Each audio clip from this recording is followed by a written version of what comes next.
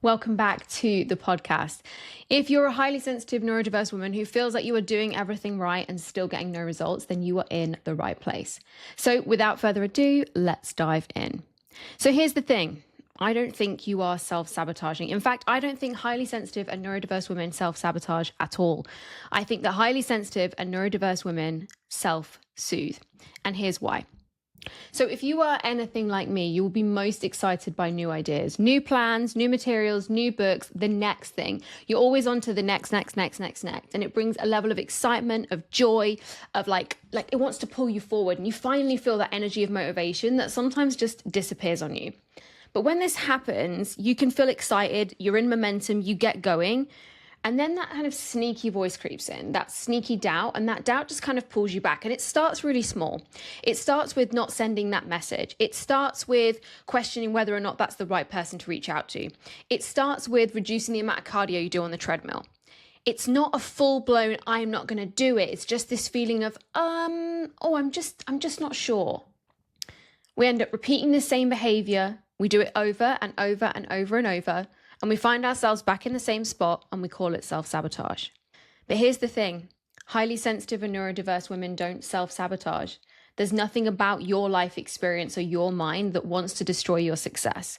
It's not about destruction. It's about protection. It's about self-preservation. Highly sensitive and neurodiverse women experience life at such a deep level. They experience the hardships of life and the great things of life in such intensity that sometimes when we get excited about something, we reach for it, we push ourselves out there and we stretch and we grow. What can happen is the nervous system isn't ready because it can't predict things. Things aren't certain anymore and it doesn't feel safe. And so when it does that, it will revert to familiar programming, familiar conditioning, to bring familiar situations that allow us to know who we are, to know that we belong, and to ultimately feel safe. Highly sensitive nervous systems scan. They're constantly scanning. They have something called heightened neuroception, where we're scanning for danger all of the time because we've had adverse and negative experiences in our past, whether it was someone mean to us at school, or maybe you've experienced something deeper and harder. But that teaches your nervous system that we need to be on the lookout. And because your experience of these things as a highly sensitive and neurodiverse human is so much more intense than the average person, that danger sensor goes off way quicker.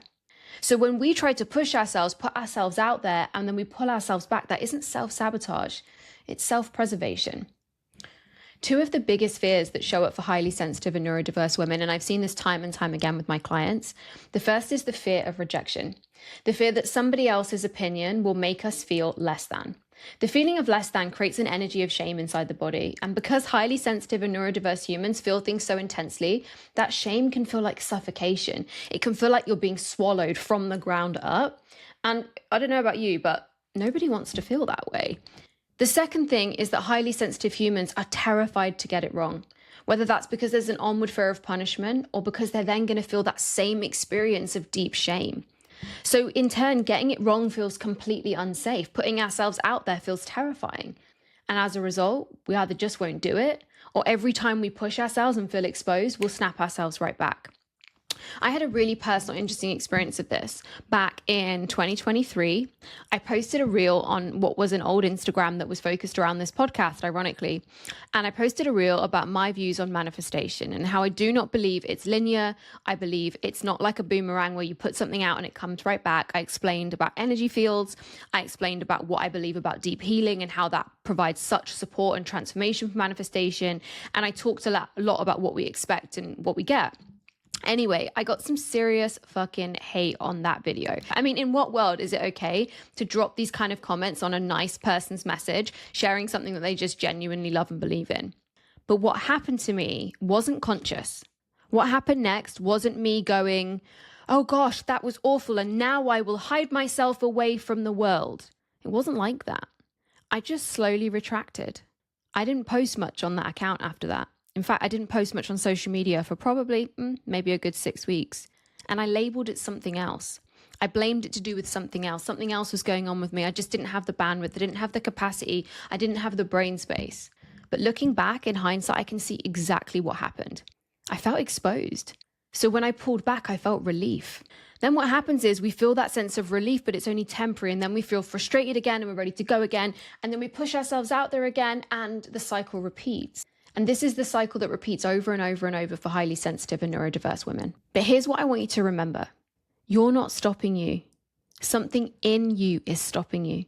There is a pattern inside of you that is running on repeat in your subconscious without your conscious awareness that is stopping you every single time you're going to move outside that safety zone. And this is why I hate fucking bullshit advice about the comfort zone, because very few people know the difference between a comfort zone and a safety zone. A comfort zone feels like, oh my goodness, this would be exciting, but it feels good. It feels like that could be normal. Yeah, I feel like I could get behind that. Safety zone feels like, but yet we're told to push ourselves, to leap, to stretch our boundaries, to grow ourselves. But for highly sensitive and neurodiverse humans, that is just genuinely unsafe. And so every single time your nervous system is going to pull you back to earth in the name of self-preservation.